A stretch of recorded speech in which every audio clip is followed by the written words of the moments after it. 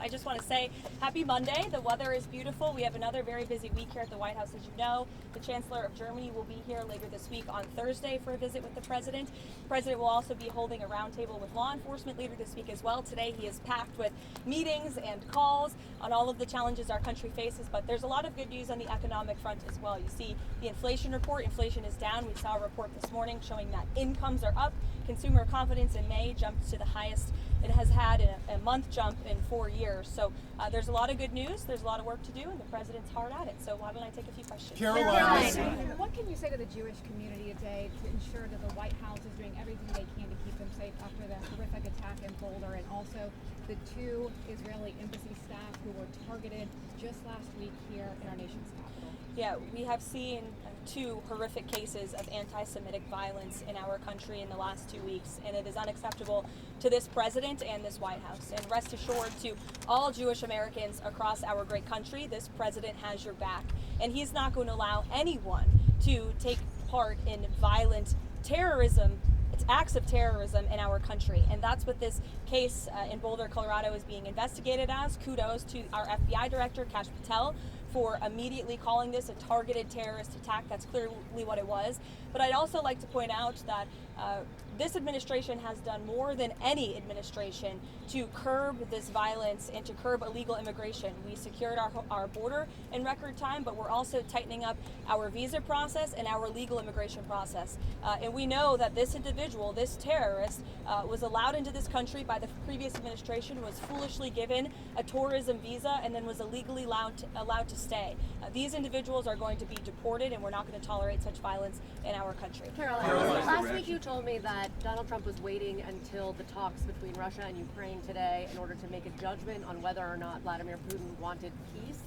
Those talks have happened. Where does he stand, and is he willing to impose additional sanctions? I'll let the President speak on that.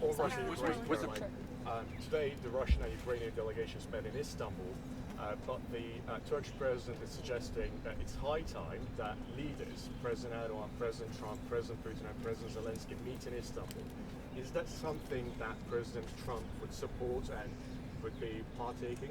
Well, the President has said he's open to it if it comes to that, but he wants both of these leaders and both sides to sit down at the table together. And we saw them do that at the urging of President Trump today. But as for how the President feels about those talks and what took place there, I'll let him speak on that. What's the President's reaction to that Ukrainian drone attack, stunning drone attack on Russian air bases? I'm sure he saw that. What's his reaction? Well, look, the reaction is this war needs to come to an end, and this war has been brutal from both sides. Too many people have died, and the President wants this war to end at the negotiating table, and he's made that very clear to both leaders, both publicly and privately.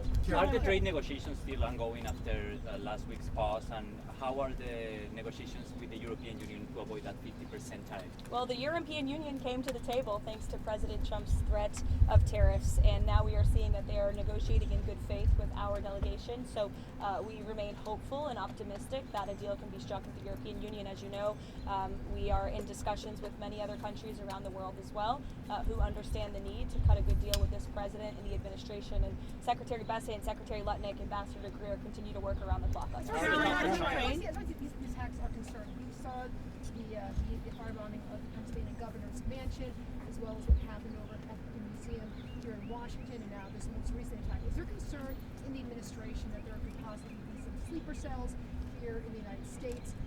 What type of pattern is the administration looking at as far as terrorist cells? Well, there's certainly a concern that the previous administration allowed way too many terrorists and illegal immigrants into the interior of our country, and that's why the Department of Homeland Security is working overtime to arrest, detain, and deport as many illegal criminals and terrorists that we can in the United States of America, and any act of violence will be prosecuted to the fullest extent of the law. On American hostages. President Trump has talked about wanting to meet with President Xi for a long time. Kevin Hassett over the weekend previewed a possible conversation between the 2 of them, including possibly this week. Has that call been scheduled, and what is the President hoping to get out of that call? To the cameras. Well, sure. She asked about the potential call with President Xi. I can confirm that the 2 leaders will likely talk this week. And as always, when there are foreign leader calls, we will provide a readout of those calls. Karoline, Thank you, Karoline.